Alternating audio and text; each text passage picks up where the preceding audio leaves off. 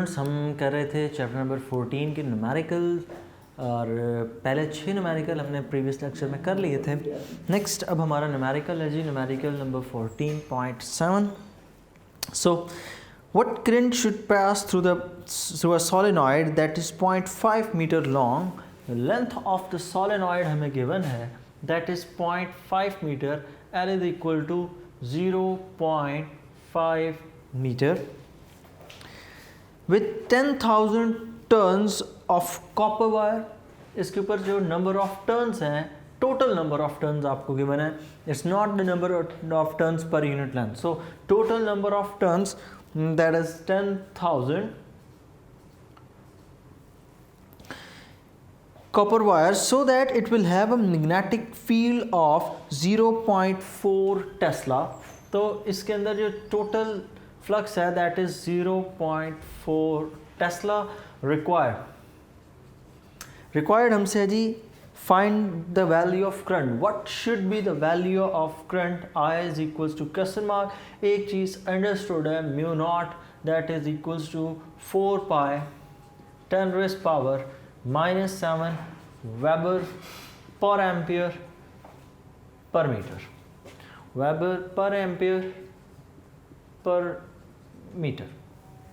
सो अगर हम फॉर्मूला देखें तो हमने फॉर्मूला पढ़ा है B is equals to mu naught N I. This n is number of turns per unit length.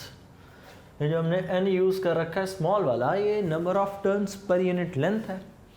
अगर इसकी वैल्यू पुट करें तो हम इस फॉर्मूला को कुछ यूँ लिख सकते हैं, B is equals to mu naught n over L into I. B is equals to mu naught 4 pi 3.14 10 raised power -7 number of turns हमें गिवन है 10,000 multiply by the amount of current. ये हमें फाइंड करनी है, इसको as it is I लिखा रहने दें। इसका मतलब B की वैल्यू हमें गिवन होगी। So value of B is 0.4 divided by length, total length that is 0.5। Right side पे थोड़ी सी सिंप्लीफिकेशन करके फिर स्विच करते हैं दूसरी तरफ। 0.5 4 पे डिवाइड कर दें, that will be equal to 8। 0.4 4 पे डिवाइड हो, ऑब्वियसली वैल्यू डबल हो जाती है। 3.14 as it is.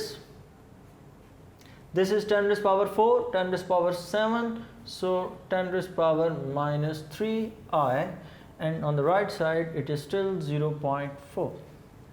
So I के लिए अगर हम फॉर्मूला लिखें, I will be equal to 0.4 और ये फैक्टर सारा उधर divide 8 multiply by 3.14 multiply by 10 raised power -3, I is equals to 0.4 divided by 2 divided by 8 divided by 3.14 10 raised power -3. So the answer is 15.92 amperes. सो हमारे पास जो answer आता है that is 15.92 ampere. Round of करके अगर आपने 16 लिखना हो वेल एंड गुड, ना लिखें तब भी ठीक है। नेक्स्ट न्यूमेरिकल्स जो आगे स्टार्ट हो रहे हैं 14.8 और ऑनवर्ड, ये न्यूमेरिकल्स हैं हमारे मीटर्स के ऊपर। पहला न्यूमेरिकल है ammeter, then 14.9 it's the voltmeter, and the last one 14.10 that is the numerical about multimeter, like it's an ammeter, but it has 3 different resistances. So we will move next and we will try to solve it.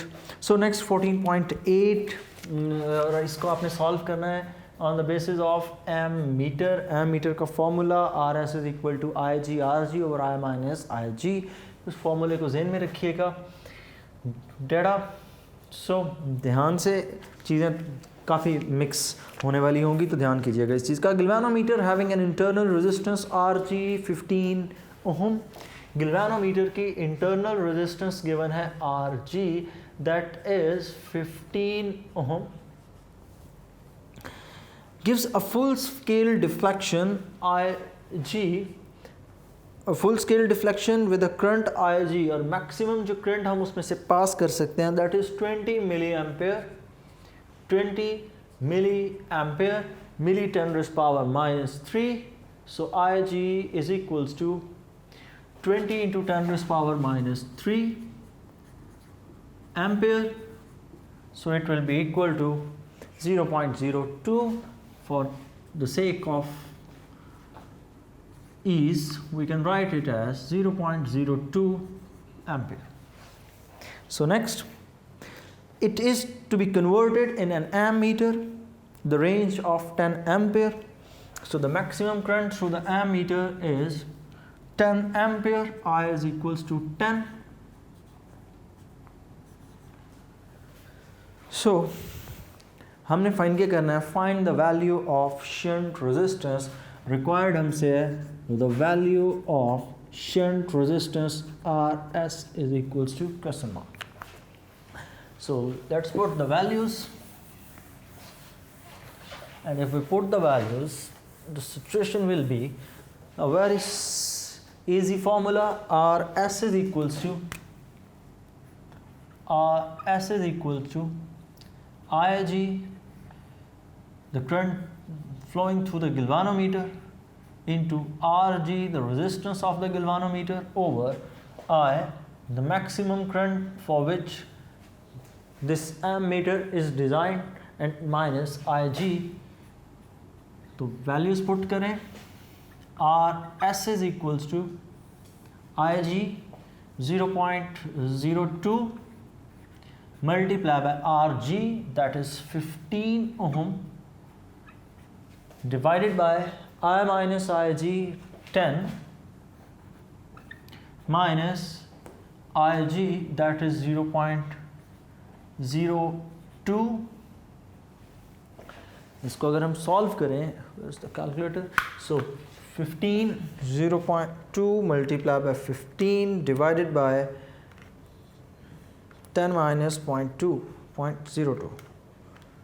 So the answer is RS is equal to 0.03 ohm, and you can write it as RS is equal to 3 into 10 raised power minus 2 ohm. So next numerical, it's a numerical of voltmeter. So if we move towards the data, numerical number 14.9, data, the resistance of a galvanometer is 50 ohm. galvanometer की resistance हमें given है 50 ohm, RG is equals to 50 ohm. Next, and reads a full scale deflection with a current of 2 milliampere, IG 2 milliampere. 2 milliampere means IG is equals to 2 into 10 raised power minus 3 ampere. Next इसको मज़ीद simplify कर दें, IG is equals to 0.002 ampere.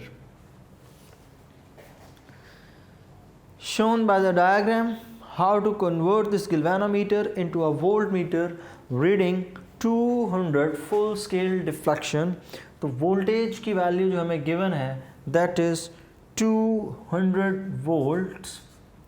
Required हमसे है what should be the value of higher resistance, RH is equals to question mark. So RH के लिए formula V over IG minus RG. RH is equals to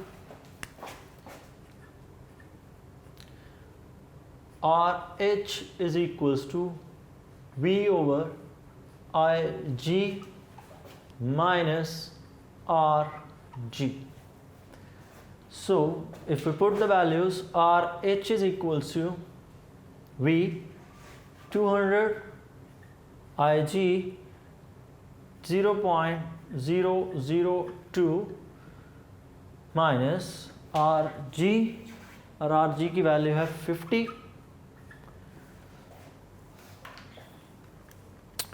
200 divided by 0.002 minus 50. So the answer is 99950. RH is equals to 99950 ohm. The value of the higher resistance should be equal to 99,950 ohm. So अब आ गया हमारा last numerical. Board point of view से ये numerical as such important नहीं है क्योंकि इसके साथ डायग्राम है और डायग्राम वाले न्यूमेरिकल्स हमारे यहाँ इसकी रूटीन बहुत कम है. इसका ये मतलब नहीं है कि आ नहीं सकता, आपने प्रिपेयर उसको ज़रूर करना है. हाँ, बोर्ड पॉइंट ऑफ व्यू से इतना इम्पॉर्टेंट नहीं है कि हर साल पूछा जाए. So first I will move towards the diagram और मैं डायग्राम ड्रॉ करूँगा. डायग्राम के अंदर क्या है कि एक गैल्वेनोमीटर के अगेंस्ट 3 डिफरेंट रेजिस्टेंसेस लगा रखी है हमने, और उन तीनों रेजिस्टेंसेस के अगेंस्ट हमने करंट की वैल्यू फाइंड करनी है.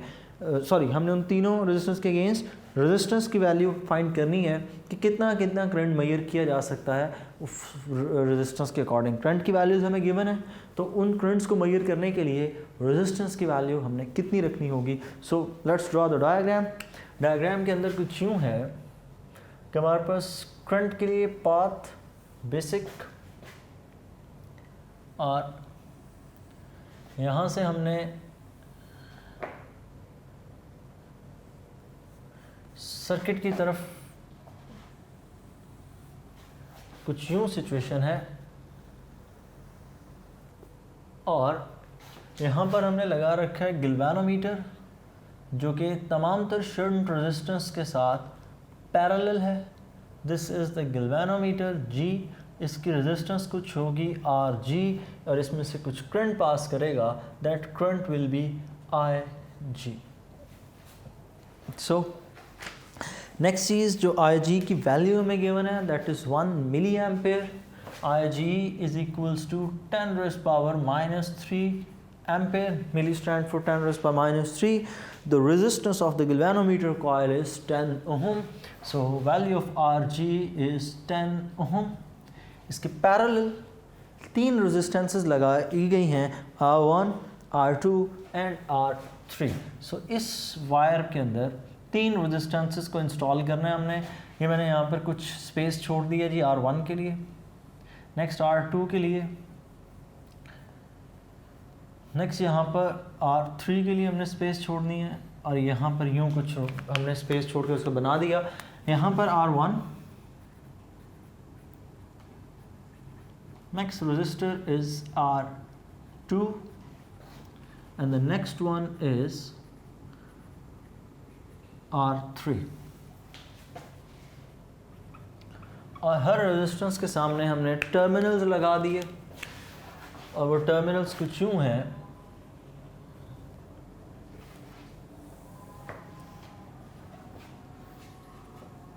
यहाँ से टर्मिनल रेजिस्टर्स R1 के लिए, यहाँ से R2 के लिए. ठीक है, अब हमने तीनों के अगेंस्ट फ्रंट की वैल्यूज़ यूज़ करनी है, और हमने बताना है कि कितना इन रेजिस्टेंसेस की वैल्यूज़ कितनी रखी जाएं in order to measure the correct value of the current. पहले केस में क्या होता है, पहले केस के अंदर अगर आपने सिर्फ R1 को यूज़ करना है तो हम यहाँ से करंट सप्लाई करते हैं पैरेलल कॉम्बिनेशन के अंदर, और सिर्फ R1 हमें यूटिलाइज होगी. दूसरे केस के अंदर क्या होगा, सिर्फ और सिर्फ हमने R1 और R2 दोनों को यूज़ करना होता है. मतलब एक तरफ से इनपुट और एक तरफ से आउटपुट हमें R1 और R2 के केस. और थर्ड वन के लिए हम जब इनपुट देते हैं तो तीनों की तीनों रेजिस्टेंसेस में से करंट की वैल्यू पास होती है, और वहाँ से हम वैल्यू को फाइंड करते हैं. सो याद रखिएगा जब आपने R1 के अगेंस्ट कर रहे हैं तो सिर्फ एक R1 होगी, लेकिन जब आप दूसरी रेजिस्टेंसेस को के लिए सॉल्व कर रहे हैं तो ऑब्वियसली उसमें R1 भी शामिल होगी सीरीज़ कॉम्बिनेशन के साथ। तो टोटल रेजिस्टेंस आप कितनी काउंट करेंगे दूसरे केस में, R1 प्लस R2, और थर्ड केस के लिए जब आप करेंगे तो हम कितनी करेंगे जी, R1 plus R2 plus R3, that will be the total shunt resistance. So 14.9, सबसे पहले इसका डाटा, Rg की वैल्यू है 10 ohm, so we should read the statement first properly. So the statement is the resistance of the galvanometer coil is 10 ohm and reads a full scale with a current of 1 milliampere. full scale deflection Ig आपको दे रहा है 1 milliampere, 10 raised power minus 3 ampere. What should be the value of the resistances R1, R2 and R3 to convert this galvanometer into a multi-range ammeter of 100 ampere? आपको I1 current की value given है first case में, that is 100 ampere. In second case it is 10 ampere. I2 is equals to 10 ampere and I3 is 1 ampere. 1 ampere. And what is required from us? That is the value of resistor R1, the value of resistor R2 and the value of the resistor R3.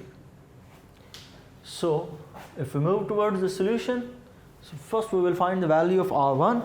R1 को हम यहाँ पर deal करेंगे in case of shunt resistance. So R1 के लिए जब हम formula use करेंगे, हम R1 के लिए फार्मूला यूज़ करेंगे कि आप सिर्फ और सिर्फ इस रेजिस्टर को यूज़ कर रहे हैं।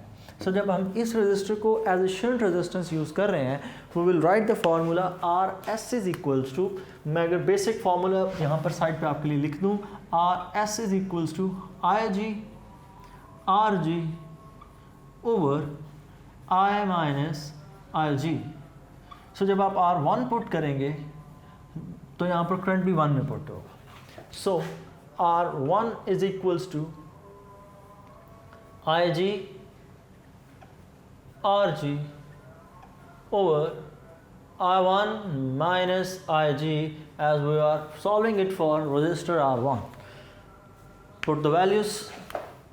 R1 is equals to RG IG current through the galvanometer 10 raised power minus 3, the resistance of the galvanometer 10, I1 is 100 ampere minus IG, so IG is 10 raised power minus 3.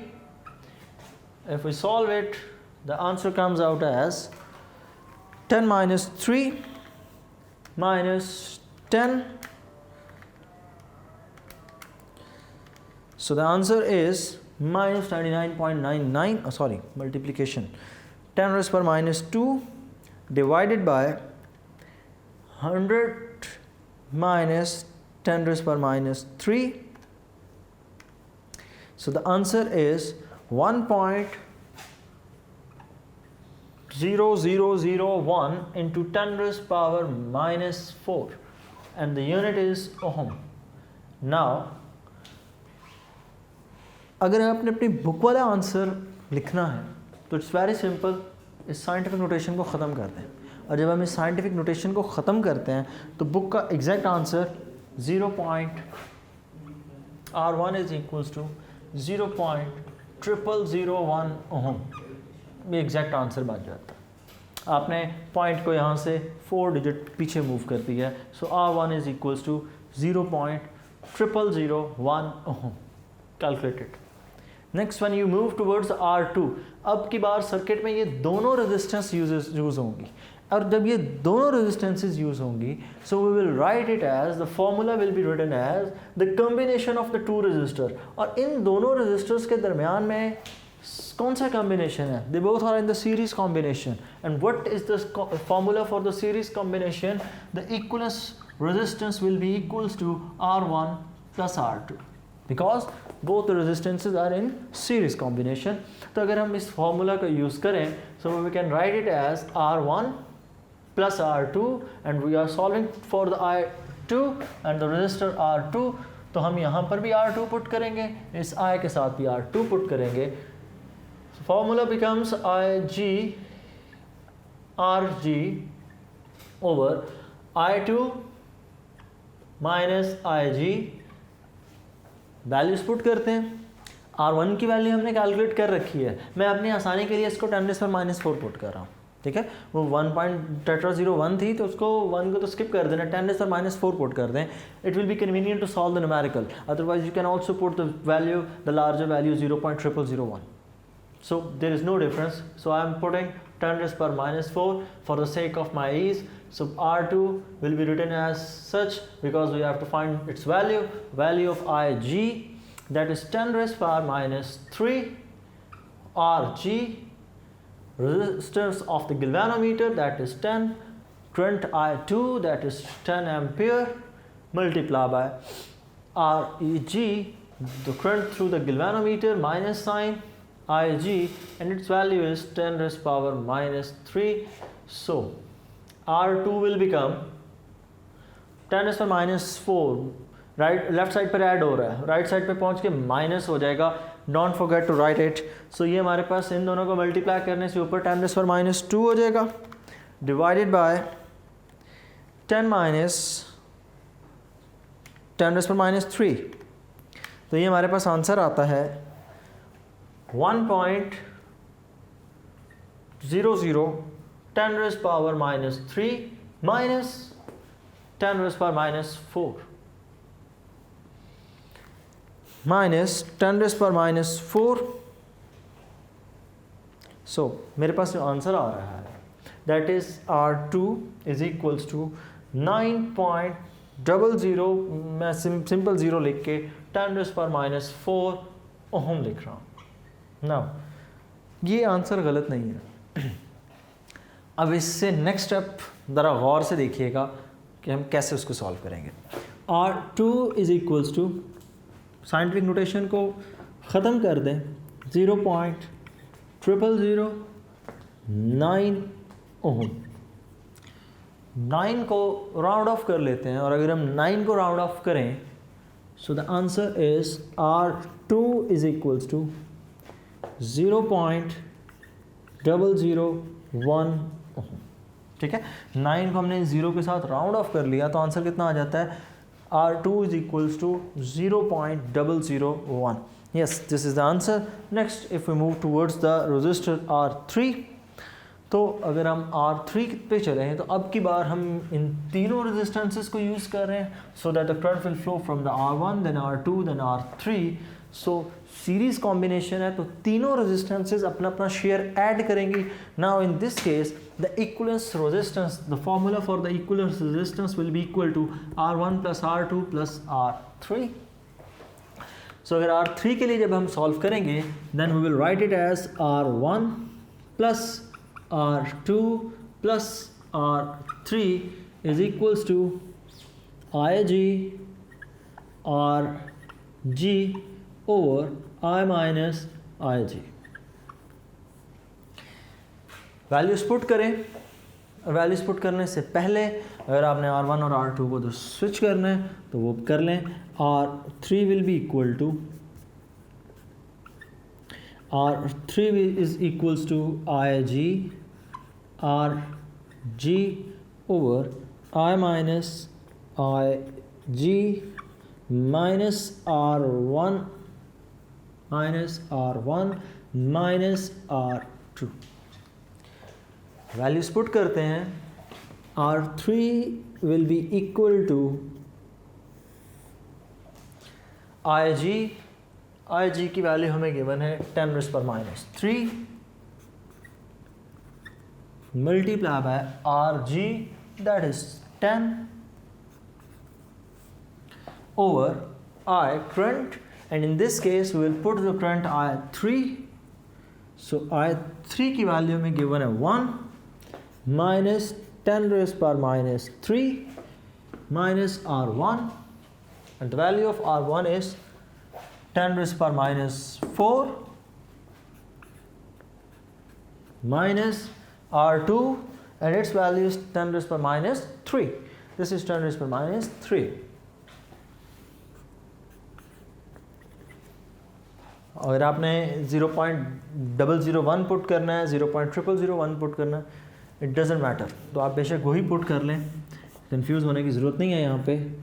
0.0001 minus 0.001. Let's solve. 10 raised to power -2 divided by 1 minus 10 raised to power -3. So the answer is 10 over 999 minus 0.0001. Sorry, R1 is 0001. So 0.0001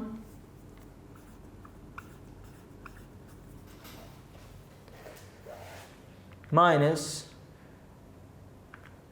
0.001. And the answer comes as 8.9 10 raised to power -3. So value for R3 is 8.9 10 raised to power -3 ohm. और अगर हम इस scientific notation को ख़त्म करते हैं तो हम इसको कुछ यूँ लिख सकते हैं, R3 is equals to 0.008 ohm, और 8 को राउंड ऑफ कर दें 1 के साथ, तो एग्जैक्ट आंसर आपके पास बुक के अकॉर्डिंग 0.01 ओहम। तो ये थे जी हमारे चैप्टर नंबर 14 के न्यूमेरिकल, और इसी के साथ चैप्टर नंबर 14 हो गया हमारा ख़त्म। तो बच्चों अब नेक्स्ट चीज़ यहाँ पर हम देख लेते हैं, इस चैप्टर के अंदर इम्पॉर्टेंट न्यूमेरिकल्स कौन कौन से हैं। तो बोर्ड पॉइंट ऑफ व्यू से इम्पॉर्टेंट न्यूमेरिकल्स हैं 14.1, 14.3, 14.4 और उसके बाद 14.6। ये वो न्यूमेरिकल्स हैं जो बोर्ड में अक्सर पूछे जाते हैं, ठीक है। इन न्यूमेरिकल्स की practice as compare to others थोड़ी ज़्यादा कीजिएगा। नेक्स्ट इस चीज़ में हम ये डिस्कस कर लेते हैं कि बोर्ड पॉइंट ऑफ व्यू से इस चैप्टर की इम्पॉर्टेंस क्या है। देखें, इस चैप्टर की importance board point of view से एक कंफर्म लॉन्ग क्वेश्चन या न्यूमेरिकल, वो तो कंफर्म है क्योंकि आपकी बुक के 10 चैप्टर्स हैं, अक्सर ये बात मैं आपसे कहता हूँ, तो हर चैप्टर का लॉन्ग के अंदर पोर्शन तो है ही है। दूसरा ये है कि जब आप लोगों ने इस चैप्टर को जाके डील करना है एडिटर्स के अंदर, तो सबसे ज़्यादा कॉन्सेप्चुअल क्वेश्चन अगर किसी चैप्टर से बनाए जा सकते हैं तो वो ये चैप्टर है। छोटी छोटी चीज़ें, छोटे छोटे पॉइंट्स मैग्नेटिक फील्ड को लेकर, तो उस चीज़ के लिए अपना कॉन्सेप्ट क्लियर रखिएगा। जितने मैं फिर वही बात बार बार जो रिपीट करता हूँ, हर तकरीबन वीक में मैं ये बात रिपीट करता हूँ कि जितने अच्छे आपके कॉन्सेप्ट्स होंगे आपको उतना ज़्यादा फ़ायदा होगा। मैं बिल्कुल आपको नहीं कहता कि आप रटे लगाना शुरू कर दें, कोई एक टॉपिक ऐसा बता दें, आप कमेंट सेक्शन आपके पास है कि कोई एक टॉपिक ऐसा हो जिसके अंदर मैंने उसको प्रॉपर एक्सप्लेन ना किया, एक एक चीज़ को अच्छे से एक्सप्लेन किया जा रहा है, it's only for the you. मेरा उसमें कोई ऐसा फ़ायदा नहीं है, लेकिन ये है कि आप लोगों के लिए एक अच्छा जो मटेरियल है वो मैं लाने की कोशिश करूँ। तो उसी तरह का एक फ़ीडबैक भी मिलना चाहिए। आपके सॉल्व किए कुछ टेस्ट मेरे तक पहुँचे, मैंने उनको चेक किया, उनके रिव्यूज़ मुझे किसी हद तक ठीक लगे, कुछ चीज़ों में मुझे फ़ील हुआ कि जिस लेवल पे मैं देखना चाह रहा था उस तरह के रिज़ल्ट्स नहीं मिले, कि डिटो बुक वाली चीज़ें उठाकर लिख दी गई हैं। तो उस चीज़ को रटे मत, कॉन्सेप्ट से लिखें। For example you are writing about the topic how to find the value of e m over m of the electron. तो जब इलेक्ट्रॉन की ई ओवर एम आप फाइंड कर रहे हो by the using the magnetic method that you have learn the chapter number 14, तो इस chapter के अंदर जब आप कर रहे हो तो आपने ज़रूरी नहीं है कि आपने बिल्कुल एक एक चीज़ को रटा लगा के जिस तरह बुक पे वैसे लिखना है। सो स्टूडेंट्स, जब आप चैप्टर नंबर 14 का long question e over m attempt कर रहे हैं ई ओवर एम का, तो उसमें आप कॉन्सेप्ट से उसको लिखने की कोशिश करें। कॉन्सेप्ट से लिखने की बात ये है कि स्टेप बाय स्टेप चलें, और जिस तरह से बुक पर है वैसे नहीं, जिस तरह मैंने आपको समझाया ना, और मैं भी कोई हरफ आखिर नहीं हूँ, मैं अपने लेक्चर्स के ऊपर मैं खुद ही बात कर रहा हूँ कि मैं हरफ आखिर नहीं हूँ, मैं गलती कहीं ना कहीं कर सकता हूँ। अब इसका ये मतलब नहीं है कि मैंने गलती कर दी है, वही गलती आप पीछे कर दें, ठीक है। तो उसी तरह की गलती आप लोगों ने परफॉर्म नहीं करनी। आपने कोशिश करना है कि आपने बोर्ड पॉइंट ऑफ व्यू से अपना पेपर इस तरह से अटैम्प्ट करना है उस क्वेश्चन को कि जब वो एग्जामिनर उसको पढ़े तो उसको लगे कि इस क्वेश्चन के ऊपर पूरे 5 बनते हैं। Your fight is not about how to write और किसी दूसरे स्टूडेंट के साथ नहीं है, आपकी फ़ाइट पेपर के अंदर उन 85 मार्क्स के साथ है जो आपका टोटल स्कोर है। उसके बाद इट्स अप टू यू कि आप उसको किस तरह से आपकी अप्रोच है कि आप किस तरह उन 85 मार्क्स को गेन करने की कोशिश करते हैं। टोटली ये सारे का सारा आपके ऊपर डिपेंड करता है। और मैं जो रिकमेंड करता हूँ कि अगर आप रट्टा लगा भी लेते हैं तो उसका फ़ायदा नहीं होने वाला। तो मैं आपको रिकमेंड यही करूँगा कि आप कॉन्सेप्ट से पढ़ें, क्योंकि रट्टा लगाने से बोर्ड में मार्क्स तो आप ले जाएंगे, because it's not a big deal in Lahore board और समथिंग लाइक दैट कि आपको ये नंबर लेना मसला कोई नहीं है, क्योंकि कॉन्सेप्चुअल पेपर होता ही नहीं है ऐसे। लेकिन जब आप जैसा बच्चा जो अगर रट्टे लगा कर एंटी टेस्ट में बैठने की कोशिश करे तो वहाँ पर वो टोटली फेल हो जाता है। तो उस फेलियर से बचने के लिए, because ultimate fight in FSC is to obtain the admission in the government university, either you are talking about the medical or the engineering। तो दोनों केसेस के अंदर आप लोगों ने गवर्नमेंट यूनिवर्सिटी को ऑप्ट करना है तो आपका एंटी टेस्ट बहुत अच्छा होना चाहिए। और एंटी टेस्ट अच्छा करने के लिए एक ही चीज़ है, कॉन्सेप्ट से पढ़ें। नेक्स्ट हम जो चैप्टर शुरू करने जा रहे हैं कल से, दैट इज़ इलेक्ट्रोमैग्नेटिक इंडक्शन। इस चैप्टर से भी ज़्यादा डिटेल में वो चैप्टर पढ़ाया जाएगा। Even I have the instruments too. मैं कोशिश करूँगा कि हर टॉपिक की डिमॉन्स्ट्रेशन भी साथ साथ हो। मैं इंस्ट्रूमेंट्स उठा के क्लास में लेकर आऊँगा ताकि आपको वो शो कर सकूँ और आपका एक अच्छा कॉन्सेप्ट डेवलप कर सकूँ। उम्मीद है कि आप इन बातों को सीरियस लेंगे और कॉन्सेप्ट से पढ़ेंगे, क्योंकि ये जो आप लोग फिज़िक्स का पोर्शन पढ़ रहे हैं ना, करंट इलेक्ट्रिसिटी, ये स्टार्ट होती है स्टैटिक इलेक्ट्रिसिटी से। उसके बाद आपने देखा करंट इलेक्ट्रिसिटी पे हम शिफ्ट हुए, चार्ज मूव करने लग गया। उसके बाद हमने उस करंट इलेक्ट्रिसिटी को शिफ्ट किस चीज़ पे कर दिया, हमने मैग्नेटिज्म के साथ उसको कंबाइन किया, उसका इफेक्ट मैग्नेटिक इफेक्ट पढ़ना शुरू किया। अब मैग्नेटिक इफेक्ट से आगे हम पढ़ेंगे इलेक्ट्रोमैग्नेटिक इंडक्शन। सो अगर आपके पास पहली चीज़ का ही कॉन्सेप्ट नहीं है, इट्स इम्पॉसिबल कि आप डायरेक्ट चौथी चीज़ का जाके कॉन्सेप्ट पढ़ना शुरू कर देंगे तो, और वो आपको समझ भी आ जाएगा।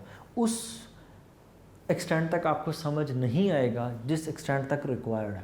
समझ तो थोड़ी बहुत आएगी, इतना तो मैं कुछ ना कुछ कर ही लूँगा, इतना तो कुछ मैं पढ़ा ही लूँगा, लेकिन फिर भी उस लेवल तक आप नहीं पहुँच पाएंगे जिस लेवल पे मैं आपको देखना चाहता हूँ कि जब आप एंटी टेस्ट में बैठे हों। तो इस उम्मीद के साथ कि आप अपने कॉन्सेप्ट्स को बेहतर करेंगे, अच्छे अंदाज में पढ़ेंगे। अल्लाह हाफिज़। नेक्स्ट में आपसे मुलाकात होगी इलेक्ट्रोमैग्नेटिक इंडक्शन चैप्टर नंबर 15 में।